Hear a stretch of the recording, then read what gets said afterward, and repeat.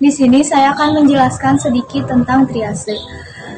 Untuk teman-teman yang pernah pergi ke rumah sakit, khususnya di ruang instalasi gawat darurat atau di IGD, kalian di sana pasti akan menjumpai garis-garis yang berwarna-warni. Dan garis-garis itu biasanya diletakkan di lantai. Seperti ini ya contohnya.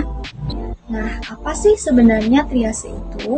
Jadi, triase itu adalah proses khusus untuk memilih dan memilah pasien berdasarkan berat ringannya penyakit, serta untuk menentukan prioritas perawatan gawat medik dan untuk prioritas transportasi.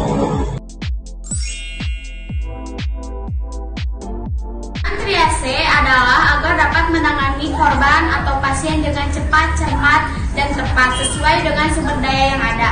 Nah, triase ini merupakan pintu masuk paling awal, jadi sebagai garda utama dalam pemilahan korban gawat darurat. Jadi pemilihan ini juga harus berdasarkan skala prioritasnya, sehingga pasien atau korban tersebut mendapatkan penanganan yang tepat.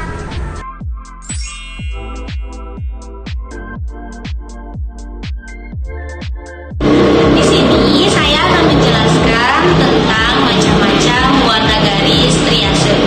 Ada 4 warna, yaitu merah, kuning, hijau, dan hitam. Warna merah termasuk ke dalam prioritas 1, yaitu kasus berat atau mengancam jiwa yang dapat mati dalam ukuran menit. Pasien yang termasuk ke dalam kategori warna merah yaitu pasien yang terkena serangan jantung, stroke, cedera kepala berat, kejang, hingga tidak sadarkan diri.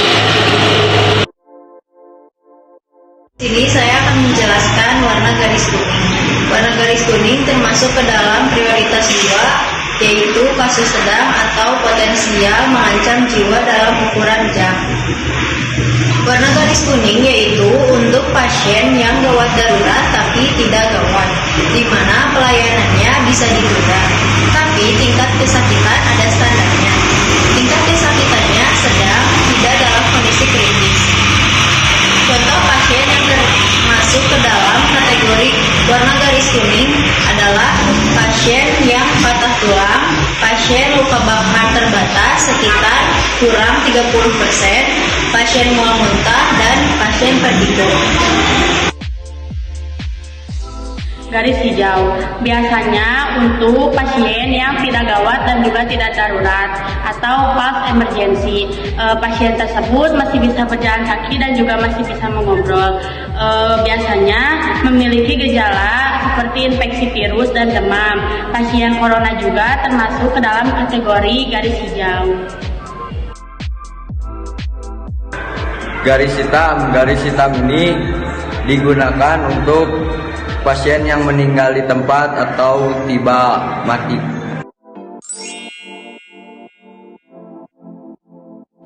Terus ada konsep triase. Triase merupakan suatu konsep secara cepat dan terfokus dengan suatu cara yang memungkinkan pemanfaatan dengan sumber daya manusia dengan peralatan dan fasilitas yang paling efisien dengan tujuan untuk memilih atau menggolongkan semua pasien yang memerlukan pertolongan dan menetapkan prioritas penanganannya.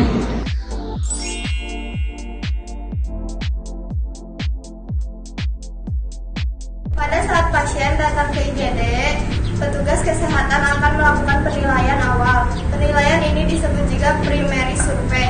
Nah, ada 4 bagian pada primary survey. Yang pertama ada airway, yang dinilai adalah jalan napasnya, ada atau tidaknya sumbatan pada jalan napas. Yang kedua breathing, yang dinilai adalah status nafasnya. Yang ketiga ada sirkulasi. Sirkulasi di sini dengan pilihan ada atau tidaknya pendarahan yang berlebihan. Yang keempat ada disability. Disability ini yang dinilai adalah respon atau kesadaran pada pasien.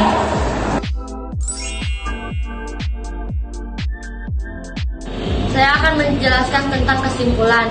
Dari kesimpulan yang didapat dalam triase ini, kita dapat menyimpulkan bahwa dengan adanya triase kita dapat mendahulukan pasien dan tingkat kegawat daruratannya. pemeriksaan yang pertama yaitu sirkulasi jalannya napas, kebebasannya melalui lidah dengan cara menegakkan kepala dan tombang dagu. Yang kedua, pemeriksaan breathing dengan cara menekankan dua jari di dekat hidung dan merasakan apakah ada hembusan napas atau tidak. Ini yaitu memberikan napas buatan. Cara memberikan napas buatan melalui mulut ke mulut atau dari mulut ke hidung. Yang ketiga, pemeriksaan circulation, yaitu pemeriksaan denyut nadi dengan cara meletakkan 3 jari di atas nadi radialis dan merasakan ada denyut nadi atau tidak. Pemeriksaan visibility, yaitu pemeriksaan rangsangan pada mata dengan cara